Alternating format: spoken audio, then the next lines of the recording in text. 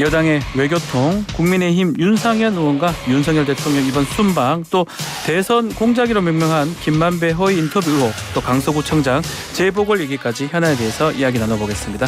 의원님 나와 계시죠? 예, 안녕하세요. 윤상현 의원입니다. 네, 안녕하십니까? 예. 자, 윤석열 대통령 G20 정상회의에서 지금 이제 마치고 이제 오는데 바이든 대통령 만나서 캠프 데이빗 회의 매우 성공적이다 이런 얘기도 했었고요.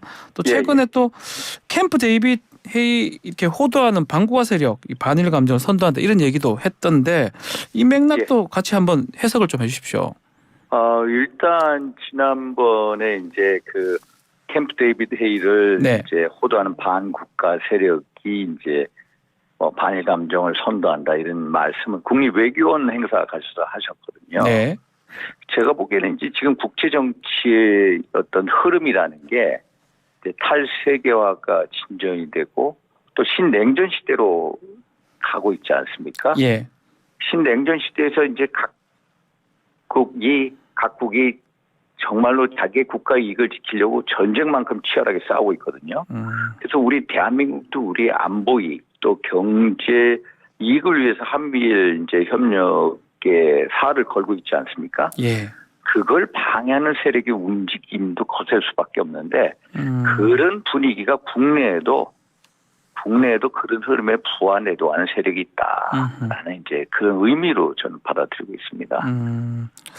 자, 앞서 자카르타에서 그 중국의 그 리창 총리하고 회담도 있었습니다. 북한 문제가 한중 관계에 걸림돌이 되지 않으면 좋겠다라는 입장도 밝혔고 또 한일중 정상회의 개최하자 요구도 있었는데 이 회의에 중국이 응할 가능성도 있다고 보십니까? 예, 저는 중국이 응할 가능성이 아주 높다고 보고 있습니다. 아하. 예. 그 뭐 이렇게 왜냐하면요, 지금 한미일 삼각 공조가 아주 강화되고 있지 않습니까? 네네. 그러면 중국도 이게 한중 관계의 돌파구를 만나지 못하면요, 한미 동맹이나 한미일 삼각 공조가 더욱 강화된다고 느낄 겁니다. 그래서 한미일 이 고리의 가장 약한 부분이 어디냐? 약한 고리가 결국은 한국입니다. 아하. 그래서 한국에 대한 전략적 이제 어떤 접근을 시도할 가능성이 크다라고 저는 보고 있습니다. 그래서 최근에 ARF 가서 박진 장관과 왕 외교부장이 이제 회담을 했고요. 네. 경제위원회도 있었고 최근에 이제 대통령이 자카르타에서 리창 총리를 만나서 얘기하지 않았습니까? 그렇죠. 한일중 정상회의 조속히 하자. 그랬더니 적극 호응하겠다라고 발언했거든요. 아하. 그래서 한일중 정상회의를 할 가능성이 높다. 다만 일본하고 중국 간에는 이제 후쿠시마 오염수 방류 문제에 대한 이견이 너무 크기 때문에 그렇죠. 예, 서로 이제 않는 것을 꺼릴 가능성이 있는데 중국 입장에서는 한국과는 마주 앉고 싶어합니다. 좀 다른 얘기긴 한데 뭐 이제껏 사실은 한중일로 많이 부르다가 최근에 이제 한일중으로 바꿨잖아요. 이런 거를 중국도 좀 알고 있지 않을까요? 그거 알고 있습니다. 왜냐하면 우리가 한일중 정상회담을 한 게 지난번에 역으로 거슬러 올라가면 제가 외교통일위원장 할 때인데요. 그렇죠. 2019년 12월에 청도에서 이제 삼국 정상회의가 열렸거든요. 네. 그때도 한일중 정상회의 그런 식으로 호칭을 했고요. 당시 고민정 의원이 제가 알기로는 청와대 대변인이었습니다. 그때도 그렇게 호칭을 했습니다. 그러면 우리가 이제 의장국이 있고요. 현재 올해는 그 다음에 일본이고요. 그 다음에 중국 순으로 됩니다. 그래서 그런 맥락에서 한일중 정상회의다 이렇게 얘기를 하고 있습니다. 자, 그리고 윤석열 대통령 우크라이나 그 재건 사업이나 여기에 뭐 3조 이상 추가 지원한다 이렇게 밝힌 부분이 있습니다. 이건 어떻게 봐야 됩니까? 우크라이나 지원이라는 게 결국 가치 연대를 계속 주장하고 있지 않습니까? 네. 그리고 어떤 전쟁, 방지, 국제 인권 이런 문제에서 3억 달러 지원하고 또 20억 달러에 대해서 EDCF 자금으로 제공하겠다. 결국은 보면은 우리 윤석열 정부가 지향하는 게 글로벌 중추 국가거든요. 글로벌 중추 국가로서의 어떤 책임 있는 자세를 표명한 거다 이렇게 보고 있습니다. 네. 자, 북한 얘기도 좀 해보면 김정은 위원장이 전용 열차로 러시아 찾는다라는 보도들이 지금 이어지고 있는데 특히 이번 주에 북러 정상회담 되지 않냐 이렇게 얘기를 하고 있는데 예. 자, 왜 이렇게 만나게 되는 거는 맞는지 또 앞으로 예. 지금 이제 북한과 러시아가 이제 정상회담을 한 게 2019년 4월이거든요. 그렇죠. 그 다음에 이제 이것을 계속 미국 바이든 정부가 얘기를 하고 있습니다. 국무부나 백악관이 또 뉴욕타임즈의 정보 제공에서 계속 나오는 게 하지 말라. 네, 미국에서 하지 말라 그러죠. 말라는 네. 메시지를 보내고 있거든요. 네. 왜 하면은 대단히 위험한 상황이 온다는 겁니다. 왜냐하면 북한과 중국이 전략적 제휴가 이루어지는데 네. 아시다시피 러시아는 우크라이나에서 지금 실탄이 부족합니다. 포탄이나 탄약이나 네. 미사일 이런 것을 제공받을 수 있는 국가는 누구냐? 바로 북한이거든요. 그 북한이 그걸 제공하고 반대급부로 얻을 수 있는 게 뭐냐? 지금 소위 말해서 이제 필요한 게 전략 핵 잠수함이라든지 네. 군사정찰 위상에 필요한 기술이라든지 기술 이전 받는다는 거죠. 예, 그리고 최신의 전투기라든지 아니면 ICBM의 마지막 그 대기권 재진입 기술 이런 게 중요하거든요. 네.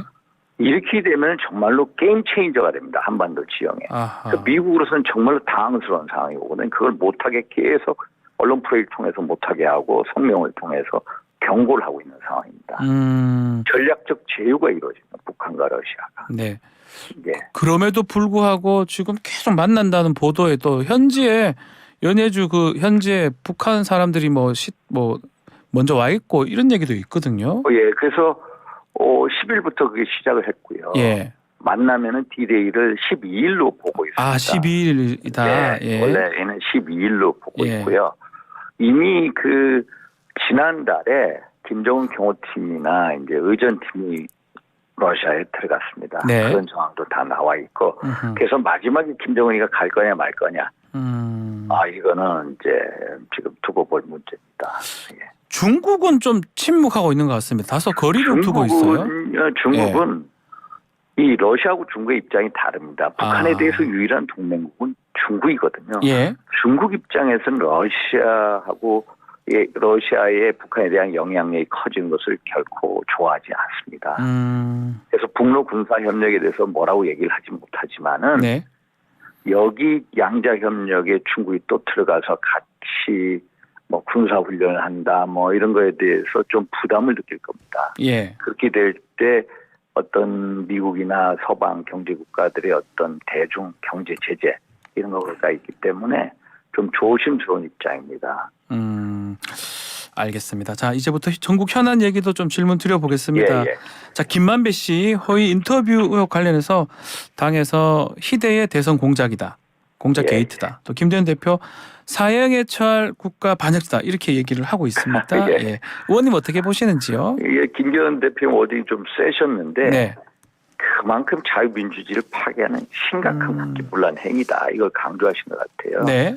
근데 보면은 이제 김만배 남욱 이 두 사람의 대화를 보면은 우리랑 이재명은 한 배를 탔다. 네. 이재명이 살아야 우리도 산다. 보면 이재명 대표와 김만배 그 일당들하고는 경제 정책 공동 운명체입니다. 그러다 보니까 어떤 조직적인 기획 냄새가 풍기거든요. 네. 그래서 이제 우리 김기현 대표의 워딩이 저런 식으로 좀 세게 나오지 않았나 이렇게 보고 있습니다. 뒷배 이런 얘기도 있었는데 예. 지금 한 배를 좀 탔다는 증거 같은 게 지금 나온 게 있을까요? 그래서 이제 뒷배가 있다고 하는데 예. 증거는 없습니다. 정황이 그렇다는 겁니다. 예를 들어서 이제 김만배 신앙인 인터뷰가 2021년 9월에 이루어졌거든요. 시간상 그렇죠. 예. 9월에 이루어졌는데 선거 3일 전 3월 6일 밤 9시 넘어서 그 보도가 나오고 그 보도가 나오자마자 1시간 후에 이재명 대표가 페이스북에 글을 달지 않습니까? 예. 그렇죠? 그리고 그게 주요 매체에 보도하기 30분 전이거든요. 네. 이걸 보면 또 JTBC의 당시 이제 봉지욱 기자라는 사람이 있었는데 네.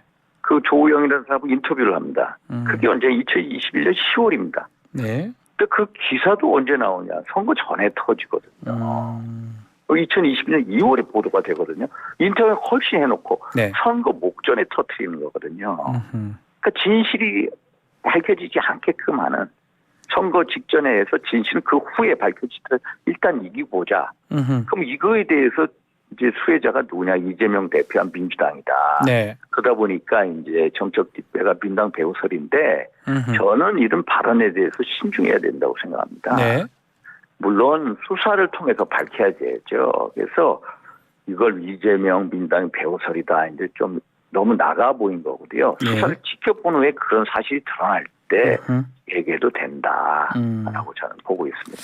자, 핵심 쟁점이라고 할 수 있는 게 일단은 뭐 커피 발언도 있었고 그 부분하고 예. 또 김만배 신앙님 두 사람 금전 거래 있었다는 부분 이게 가장 커 보이는데 예. 민주당 입장에서는 당시 부산저축은행 사건 주인 검사가 지금 윤석열 대통령이었고 박영수 특검이 변호사였고 조우영 씨가 아무런 처벌 안 받다가 나중에 제주사에서 징역형 받은 게 사건의 본질이다 이렇게 보는 것 같거든요.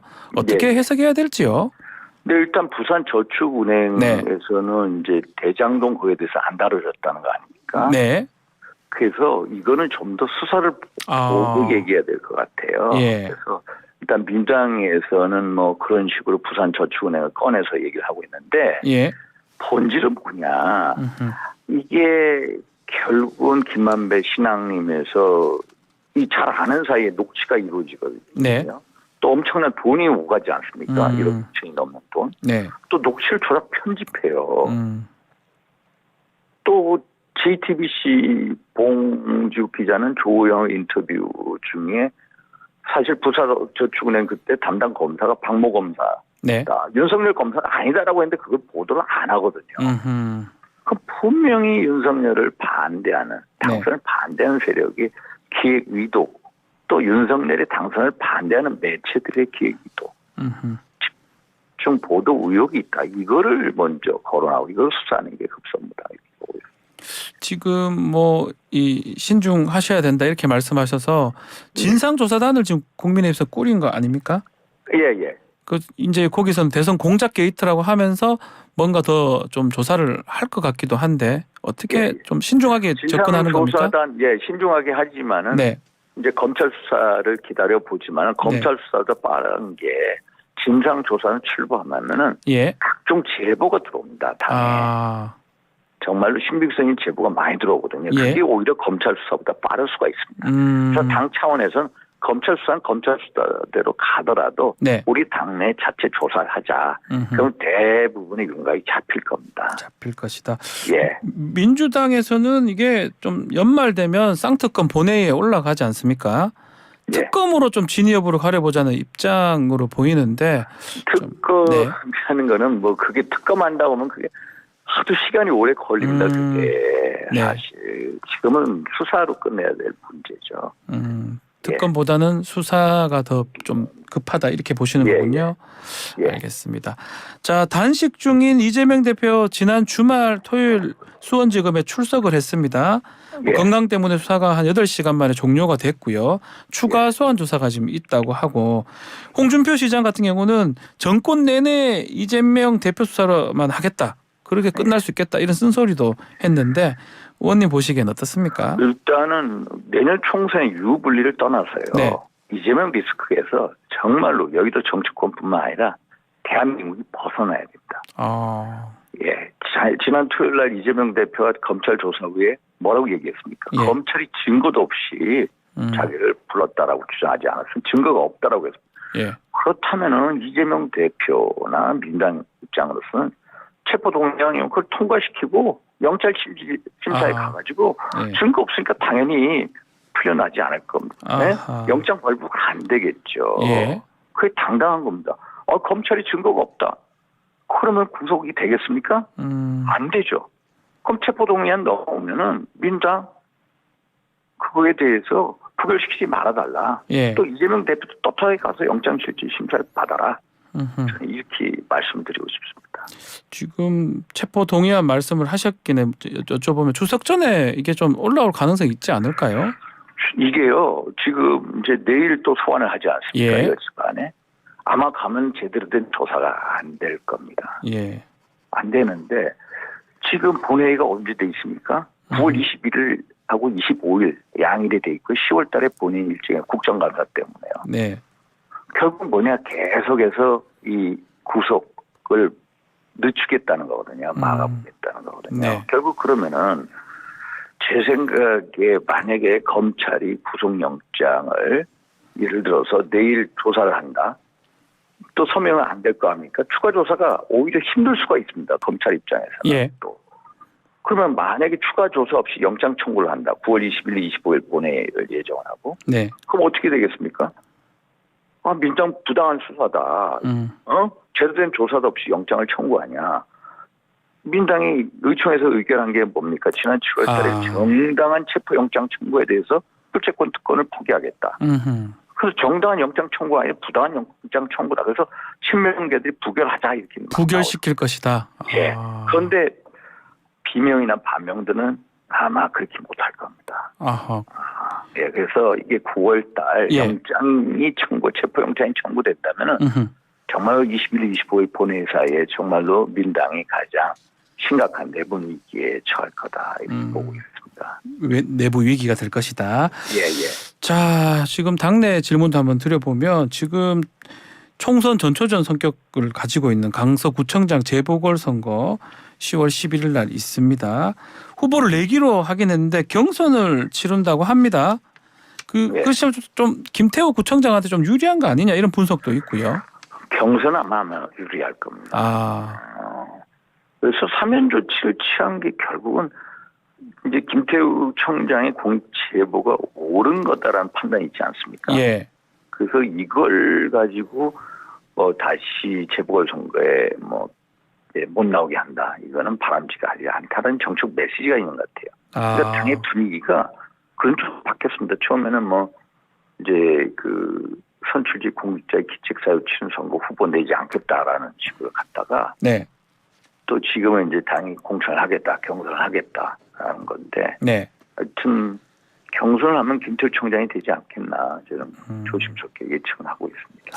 그리고 이준석 전 대표가 했던 말이긴 한데요. 이번 구청장 이 선거에서 국민의힘이 이기면 자신하고 윤상현 의원 짐을 싸야 된다 이렇게 본인이 말씀을 했더라고요. 네, 이제 제가 이제 수도권 위기 이런 얘기를 하고 있고 본인도 그런 얘기를 하니까 이제 좀 어렵지 않겠냐 선거가. 그 뉘앙스로 얘기한 것 같은데. 네, 맞습니다. 여기 한 군데 선거만 가지고 전체 수도권 위기를 일반화시키기는 어렵지만 어느 정도 이제 분위기를 엿볼 수 있지 않나라는 것 같고요. 네.